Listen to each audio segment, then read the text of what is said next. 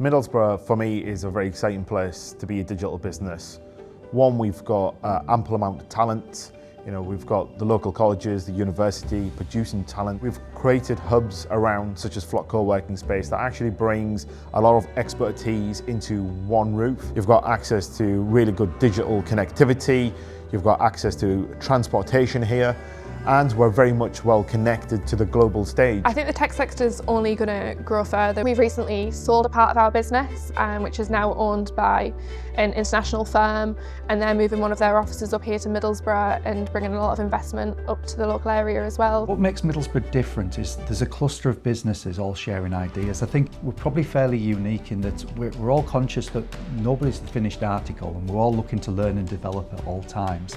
We've built in the last 5 to 10 years a really strong tech ecosystem. We've started small businesses and they've grown and stayed here in Middlesbrough. UKREiiF started here in Middlesbrough 15 years ago in a small digital city incubator hub. That hub was set up for success, for small businesses to grow. I think that shows in the 70,000 square foot office we now have here in Middlesbrough that looks over the town centre. Proud to put Middlesbrough on the global map from a video games perspective. It's a vast amount of investment coming into infrastructure. Middlesbrough will be at the forefront of kind of the digital revolution across the United Kingdom.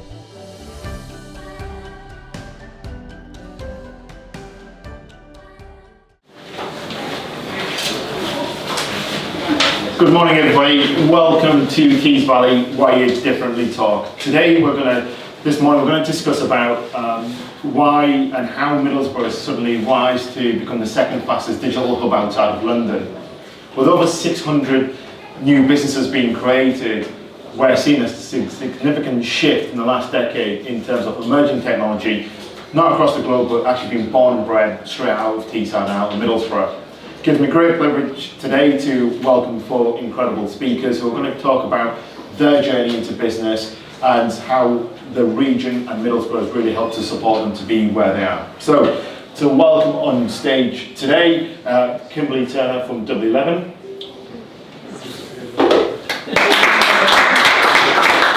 Bob Maker from Behaviour. Lisa Gosney from Accessible. And David Dixon from Radical Forge.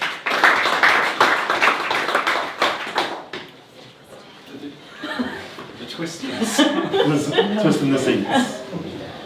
So it would be really good, I suppose, for the audience to kind of get 30 seconds background behind yourselves and your company. So to start with yourself, David, who's Radical Forge? Radical Forge is a games company based in Middlesbrough. We've been around for about 8 years now, so we were birthed in the area and obviously we're growing in the area too. My role within the company is Chief Commercial Officer, so looking after all things legal, finance, BD and strategy. And I've been in and around the wider tech digital ecosystem for about 23 years now, in Middlesbrough, should I say. Kimberly? Hi everyone, I'm Commercial and Finance Director at UKREiiF. We are also a video games developer and publisher. We've been around for 15 years. We've got a headquarters in Middlesbrough. We have another satellite office in Kuala Lumpur. We're around 450 people. We're working on some of the biggest games in the world. Fallout, which has a Prime series. Rust, which is one of the biggest survival games in the world, is amongst many others. So thank you for having me today. Lisa? Morning everyone, I'm Lisa. I spent most of my career as a teacher.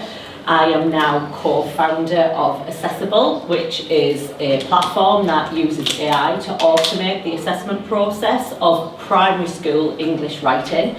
We're doing that to create balance for teachers who are overworked, to accelerate progress for learners, and particularly, which is quite important in terms of Tees Valley, is targeted to communities where the need is great, deprived communities. That's our prime target. So we are not even a year old yet.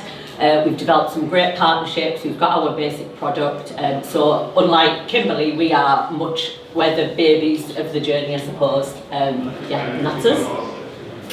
And I'm Bob Makin, so I'm the General Manager for UK Studios for Behaviour Interactive.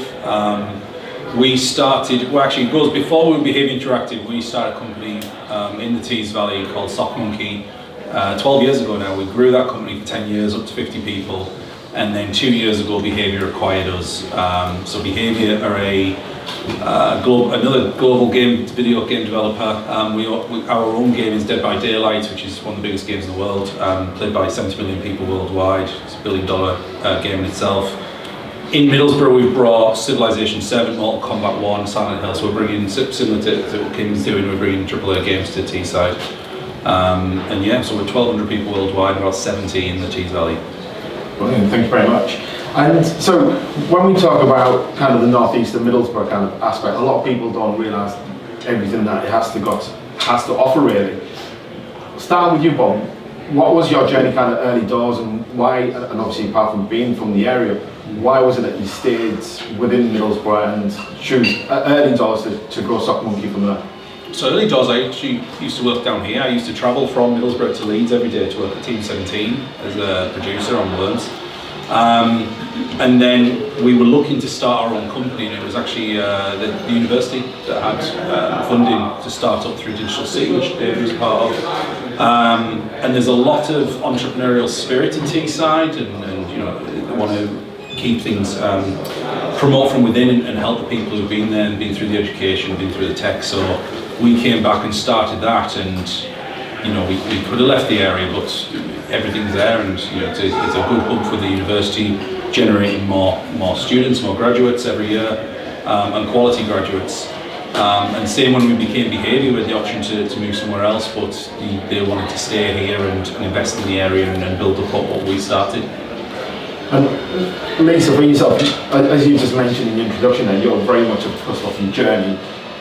How's that journey started, and how has Middlesbrough kind of played a part in that process for you?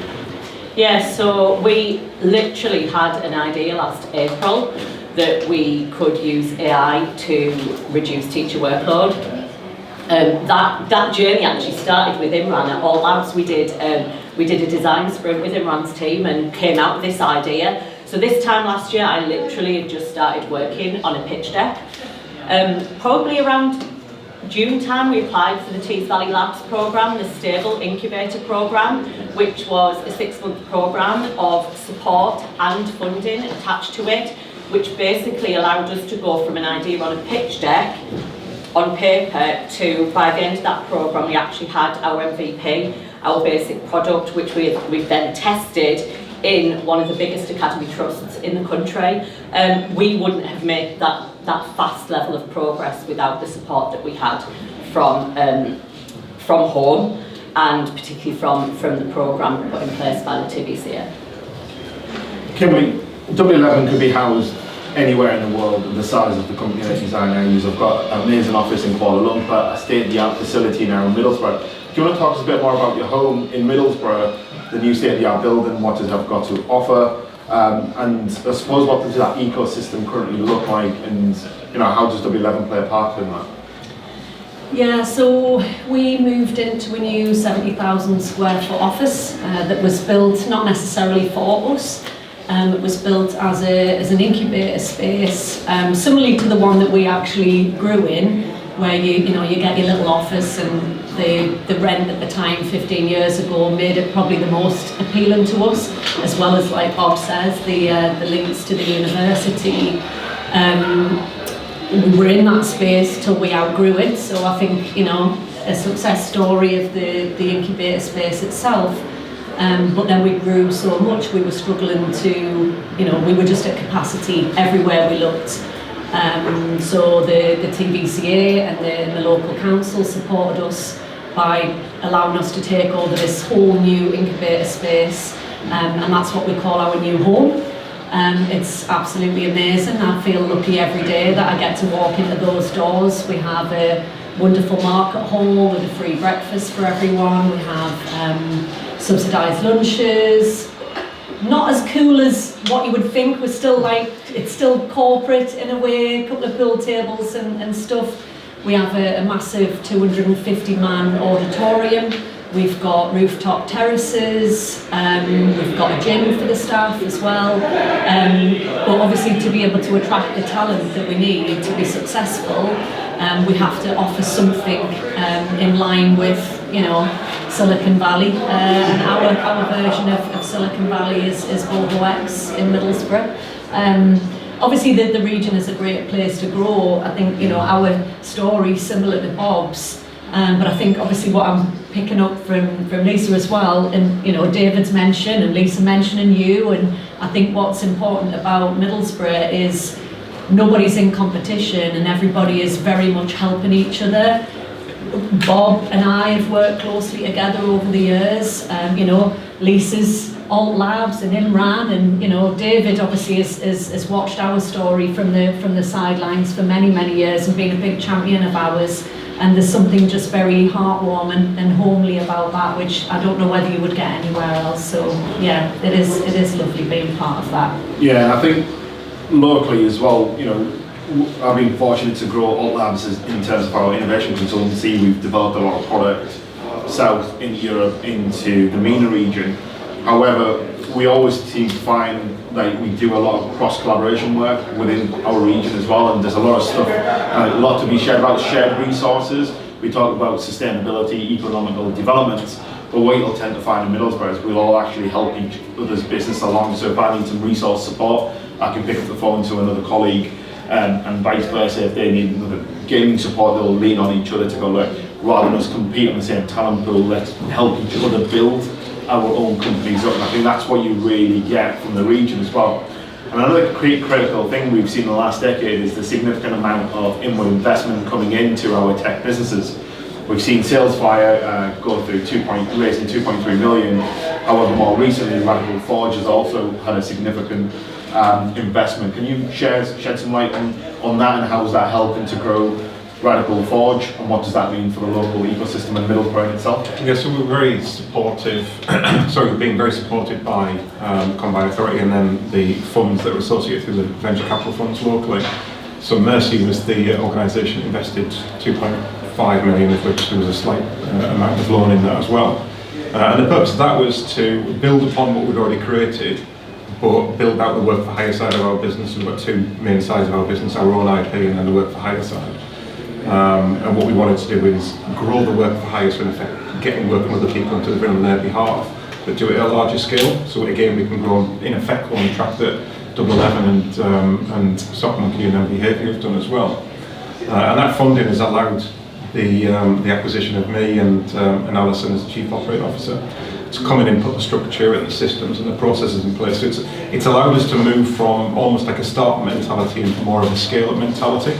And allowing us to put that infrastructure in place to cope with the growth that will come over the next year, that will be unleashed by that money that will be generously handed to us. Obviously it's an equity play in it, so it's not free, but yeah.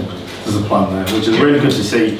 And yeah, again, I think sometimes in Teesside and Tees Valley, we're not always the best at self-press. There's a lot of amazing stuff that we do, not just within the digital community, but we do a lot with our creative sector. We do a lot in health tech, healthcare, and we're seeing the rise of startups looking in the defence sector. So we really are now starting to see that mobilise through. And a critical word you said there, Dave, was kind of the infrastructure element.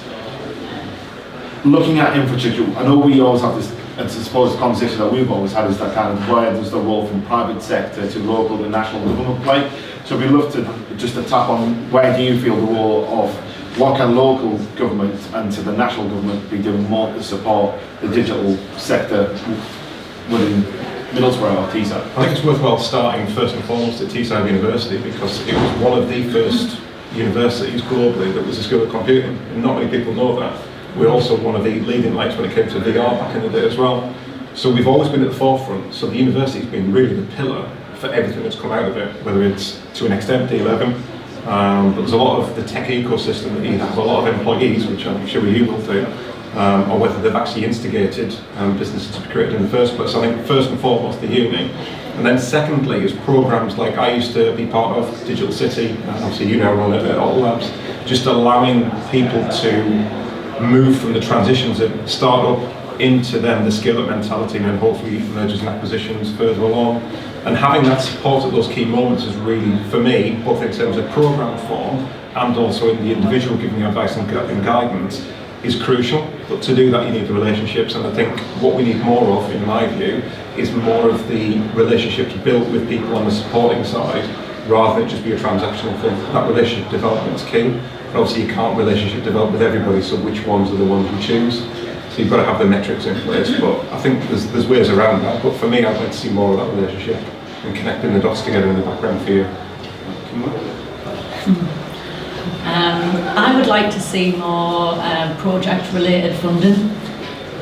We've spoke about this before. I think a lot of businesses in our region have the ability to do great things, be innovative, you know, build their own IP and make great successes of those things that could create supernormal profits. However, it's not always easy to bet the farm on those things. So it'd be nice to have a type of funding whereby you were able to receive monies to be able to create something new whilst also having the risk taken away. And I think, you know, if the government were able to put money into a pot and take a slightly different mechanic to how they used to work and or a slightly different return, and you know they spin the roulette wheel effectively within 10 different businesses in the region, you know, maybe only one of them comes off and they never get anything back for the others, but that one could be so significant that, you know, they would get their money back and get a decent return as well. And I think if there's anything, in my opinion, that stunts growth in the region, and probably, you know, that could be wider, it's the people not necessarily having the ability to make the next big move because either you're too risk averse or, you know, you can't see past the day-to-day success of your business. So project funding, I think, in some way, with the right mechanic from a finance point of view, would do amazing things in our region especially, but obviously probably further afield as well. So that's more about getting, I suppose, the local government or a national picture to look at. One, being more risk averse. Yeah. We see it across, you know, in America and across the GCC region. We're now seeing the fact that the investors and even at government level, they're prepared to put the money in, knowing that some of them are going to fail, but the one or two that do succeed will pay head and shoulders above everything else. So it's kind of bringing that VC mentality, I suppose, into decision making and policy making. That's how Dead by Daylight started. So that got $400,000 grant from the Montreal government 10 years ago. So it's been going, it's just celebrated its 9th birthday. It's got 70 million players and it's $1 billion turnover. So that was just from that. That's, you know, not insignificant amount, but it generated an industry, and it's worldwide. There's merch and there's a movie being made and all that. And that's just come from someone taking a bit of a punt. Was it a repayable grant?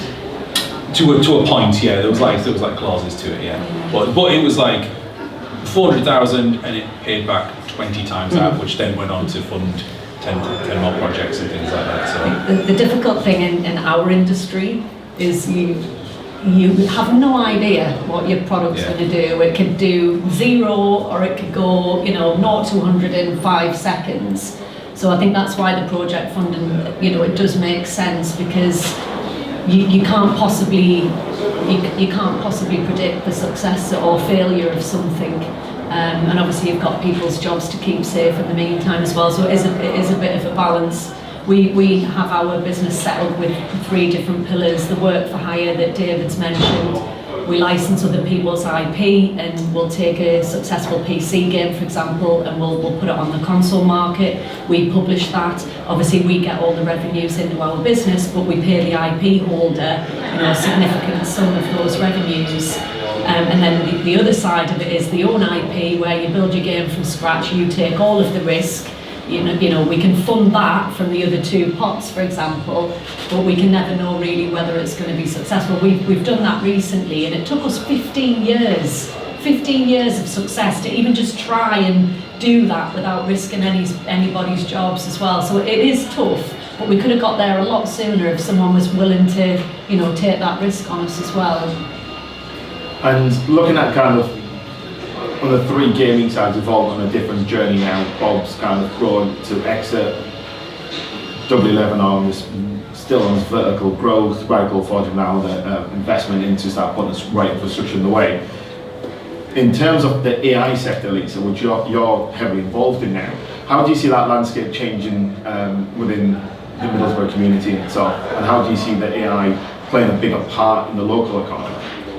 Yeah, I mean, it's bigger than the local economy, isn't it? It's global. AI is, you know, very soon, I think I've seen quite a bit lately that's saying AI, very soon we're not even going to say it's powered by AI or it's AI driven or whatever, because it's just going to be part of life.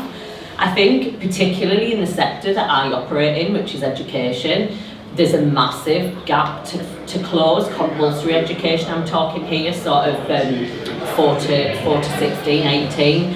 There's quite a lot of anxiety among educators about plagiarism, safeguarding, data protection, all those type of things, and it's very much going to be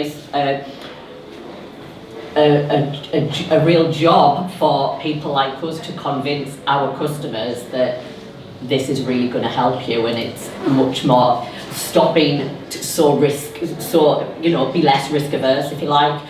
So I think that for us is one of the, it's happening anyway, but it's bringing the people that are going to struggle on the journey with us, really. We have some policymakers, investors, press people in this very audience today. My question here is going to be, what more can we do as a region, and what more can other people, potential policymakers and investors do to help keep the growth going? And where do you see the gaps? A two-part question. Where do we need the support? Where do you see the gaps currently within Middlesbrough? I think the business infrastructure is pretty good. It just needs to continue, get bigger and better. We've all grown 10, 15 years ago. That continues today. I think the big thing we're missing, we haven't spoken about yet, is improvements. We're at a real estate conference, improvements to the town centre and to the area. When you think of Middlesbrough, I'm from Middlesbrough, so I can say this, you think of whippets, you think of dirty streets and stuff. It's not like that. We have people come up, we had a few weeks ago, we had a staff party, and of those people, we had about 10 or 20 from outside the area. 5 of them are turning around and helping to relocate. And it's the first time they've been, because they couldn't believe one of them said, driving from Leeds up to Borough, it's just green, it's just trees, it's everywhere, it's stunning. You can be in the town centre 10 minutes later, you can be at the seaside, you can be in the North Yorkshire Moors. It's so connected. The issue we've got is we're hiring all these people, these talented young people and senior people who've got families. We need the quality housing in the town centre, we need the entertainment in the town centre, it's all the stuff. It's a bit of a blank canvas. It's happening, and things are happening, and it's amazing how it's changed over the 12 years we've had a business there. Well, it's just someone's going to swoop in and make a lot of money, like renovating the place. When I say renovating, it's still nice. Like some of the buildings are phenomenal, but it is a blank canvas to do something that absolutely transformational impact on the area. Lisa? Yeah, so I think 2 things really. The first thing would be obviously the incubator programme, the stable incubator programme, and the Forge Accelerator programme, which was a pilot for the TVCA just this last year. I really think it's important that should continue in order to support the start-up and scale-up communities. The second thing that I would like to see. We're in a very, very early stage. We are pre-revenue, so the sort of funding we would look for is pre-seed funding. VCs, I know there's various funds that support businesses in the north, but I find at the moment one of my priorities is finding investment. Accessible is happening whether we get investment or not. My co-founder has a successful business that funds where we're at right now. But in order for us to get that kick, we need a cash injection, if you like, and finding angel investors, finding SEIS investors is not easy, and so I would really like to see something to support the real early stage businesses in getting the funding so that the growth can happen faster. Yeah, I mean, similar to Bob, really. We relocate a lot of people. It's not easy. We have like a brochure that we send to people that don't live around here to try and showcase the amazing parts of the area. I remember taking my first drive. I live in Durham, so I took my first drive into Middlesbrough about 15 and a half years ago, and I remember thinking, oh, wow, I don't really know where I'm going. And then we landed at this nice building, and there was a car park behind it, amazing. And like Bob said, the amount of transformation in the last 15 years in the town centre is unreal. Durham has had next to nil transformation in comparison to what's happened in Middlesbrough. The opening of the Stack, you know, there's some exciting plans for the big office space in the region, and you know, our wider group of companies that's not our video games company will be trying to have an impact from an infrastructure perspective in that way as well. So, you know, I think it's been a great 10-15 years for Middlesbrough, and I think what will happen in the next 15 years will be equally as transformative, hopefully. Lisa stole my pre-seed plant. It's always crappy glass. This is not about helping Middlesbrough improve their performance on the pitch. That might help drive more. Yeah, it's very bad back at manual like that. I think we all owe it to the local community to raise aspirations. I think there's a lot of young people out there that don't yet connect themselves to the power and positivity that is the SME market, particularly in the digital space, but obviously across the wider sectors as well. I think we do need to do a better job at doing that. The cash coming in is really important. They're going to just reiterate the point on the pre-seed stuff. I've worked in tech and digital and helping businesses now for 22, 23 years. And it's always been a problem. We had N-Star at one point, which gave us some pre-seed monies up to £100,000. And that's so vital for aspirational purposes, but also practical purposes, because if you don't have the pre-seed, you then don't get to Series A and exits. And so for me, it's about getting that mix right at the lower end of the market in terms of the early stage startup. Because that's the genuine way you transition into changing people's lives in a massive way, because you create the wealth, the economic wealth, because the numbers of businesses rise.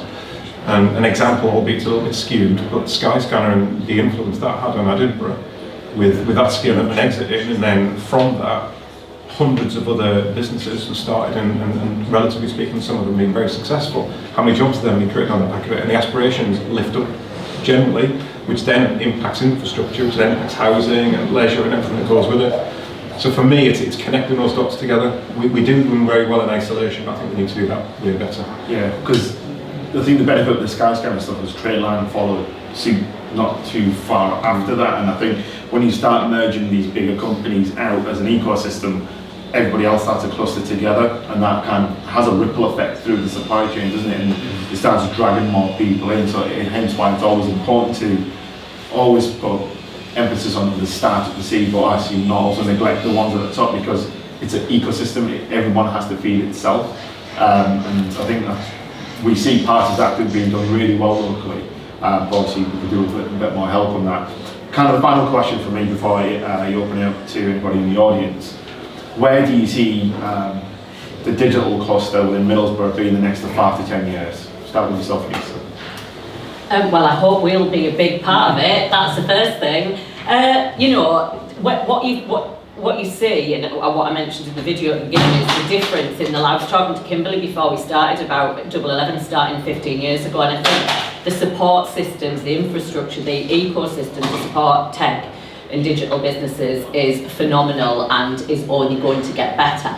I do think, just pulling on what David said there about, again, this is the teacher in me, we've got great FE provision, we've got great HE provision in the town. Where it's lacking is in our schools, getting them prepped from a much earlier age for digital, because then in the next 10 to 15 years we're going to have that talent that's been primed since 4 up over, and I mean that's national curriculum agenda, and I know Labour are working on that at the moment as part of curriculum reform, but that's a real biggie, I think, and I think if we get that right for state education, then that will serve to fuel the tech sector growth into the long term.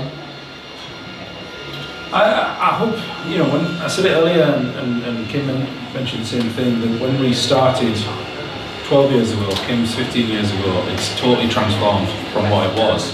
And I think it'll continue that. I think the businesses we've got are almost outgrowing the pace that the town can keep up with. Kim got the best office. But even so, we had top floor of Boho 5, and we left, even though we didn't need to, because we knew that where we are now came available, and we knew if we didn't get that, we didn't know where else there was to go. So we're going to have these startups, hopefully yourself, you'll be 100 people by then, and we need more offices, and this is why I'm talking about the real estate investment.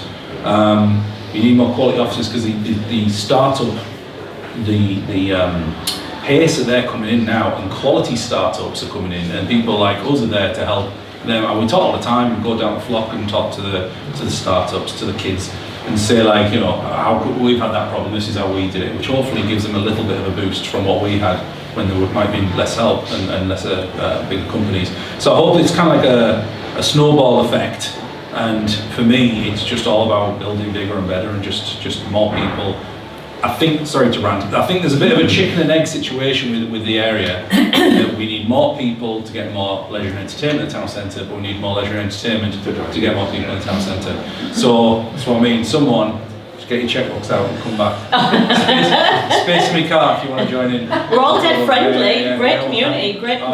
Yeah. Well, that's where I suppose the national and the local governments can actually help as well with the investment that they can put massively. into infrastructure as well. TVCA and Ben Hoochin are doing amazing things with what's the thing called Tees Works. Just get on with it, just flatten it, rebuild. Like, I'm not saying flatten the town centre. There's a Gazette headline. But like there's opportunities to do things, and there's bits of blank slate. It's that thing. It's like some of it's really fantastic, and some of it could be. And I think that's where we'll be in 15 years. And then we need paddle courts, things in it. Paddle courts. We've got to keep moving. Where do you see, you've gone through some incredible. Can you extend the building that you currently are? Is that going to be the next phase of this? We have capacity to grow. I think the next few years for us really, the games industry hasn't been in a great state the last couple of years. I think we're doing a really great job of weathering that storm. We've got some really great product in the studio, and we've built as a sustainable business as we can in what can be a really volatile industry. I think the good thing about what we've done recently, which will add value for the years to come, is that when everybody's been retracting, we've been building for growth. So we invested millions into our new head office. Everyone was remote work and everyone thought we were crazy spending all that money on a new office.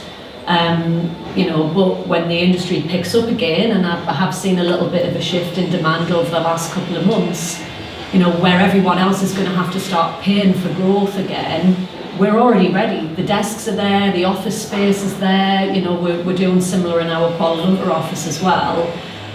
So I'm looking forward to the industry curve, which does happen over the decades.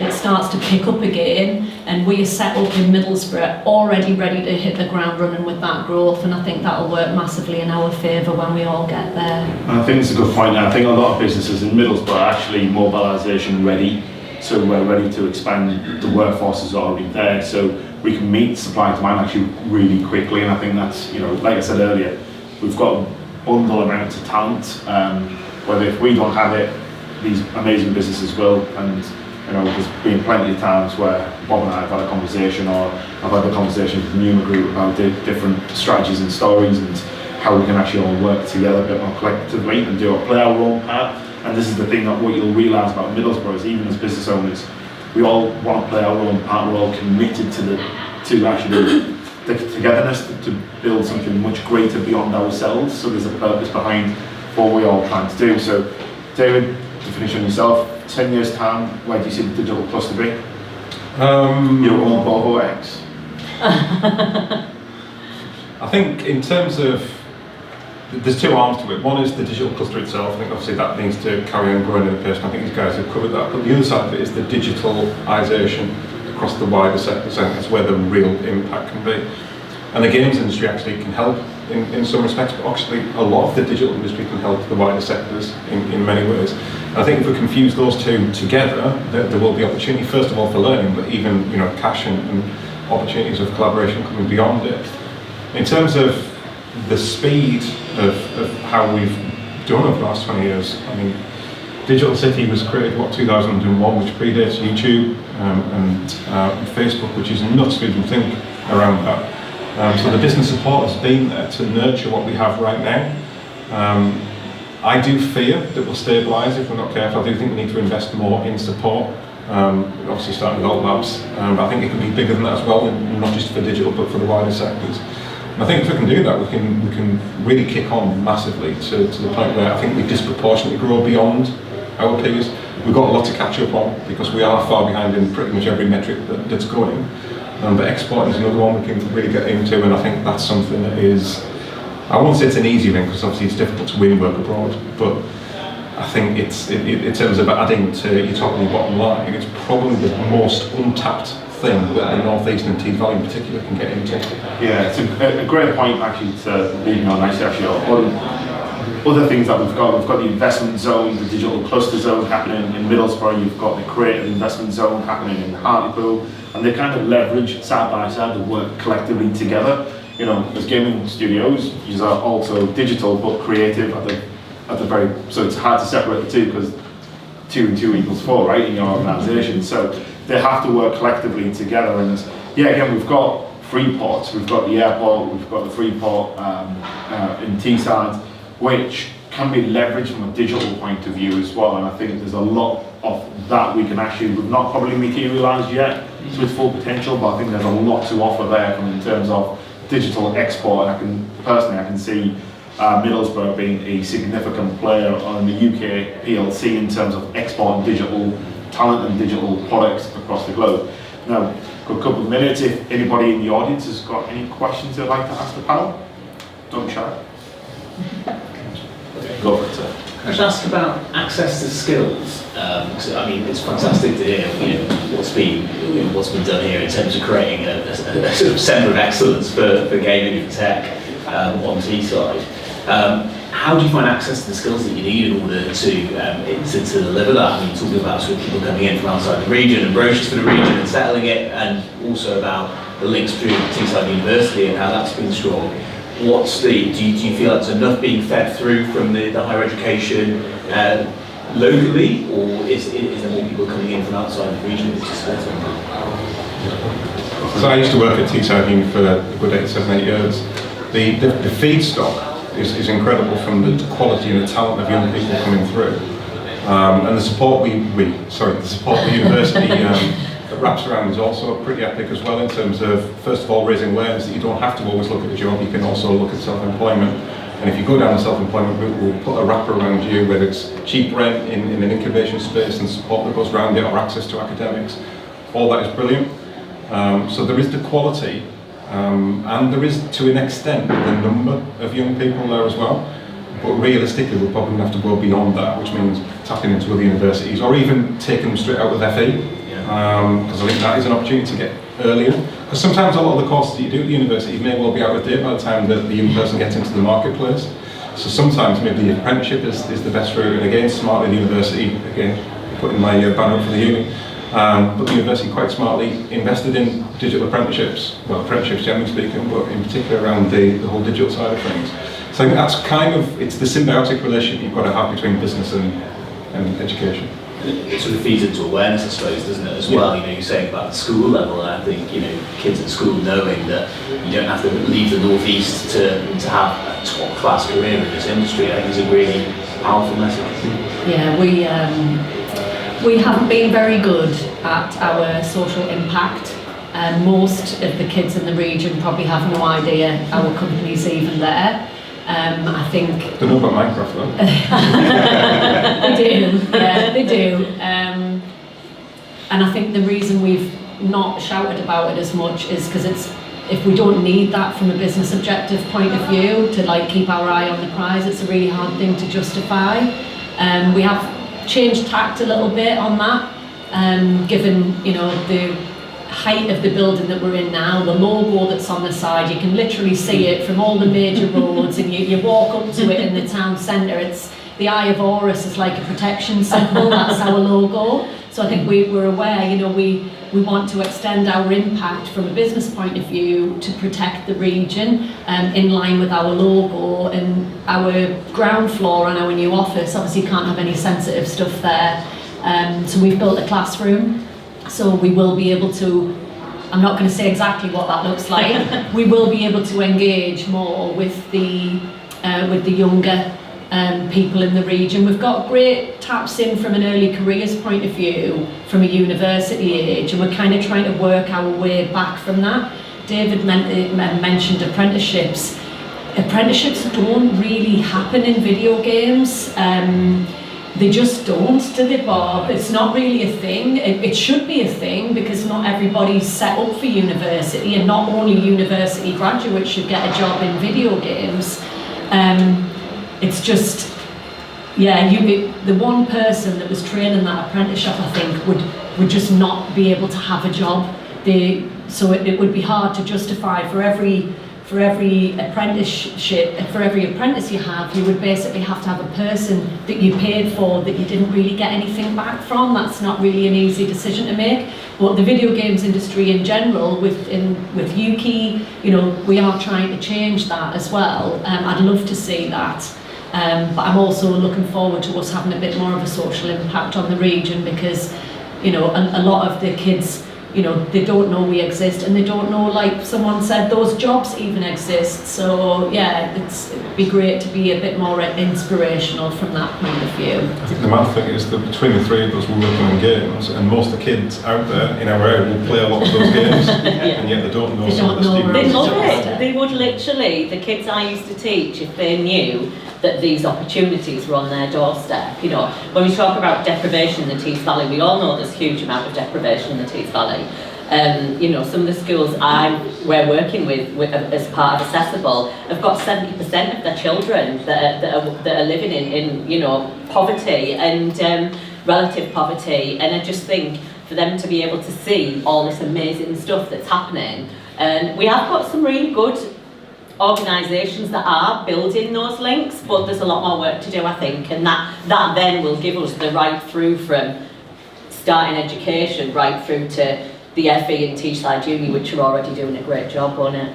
And they don't, you know, the kids don't have to want to be artists or programmers or, you know, designers. You know, we've got a 20-person people and culture team with recruiters, with learning and development advisors, with, you know, HR people, finance, IT, you know, so there's a whole wraparound of things that all businesses need. Even if, you know, someone doesn't want to be a coder, they can still want to work for a really cool company. At the other end of the spectrum though as well, the biggest skills gap for me is the seniors and the more experienced people, and the difficulty of attracting them to the area, because obviously you've got family and children and that.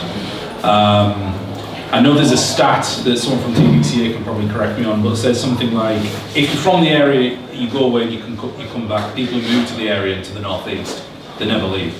So it's getting that thing. I keep banging on about real estate, but I'm in a real estate conference, probably for the only time in my life. You know, and building up that area, make it a nicer place for families to live, which it already is, but advertising that as well, that could be huge. And when we do get people in, they stay, and they do love the area.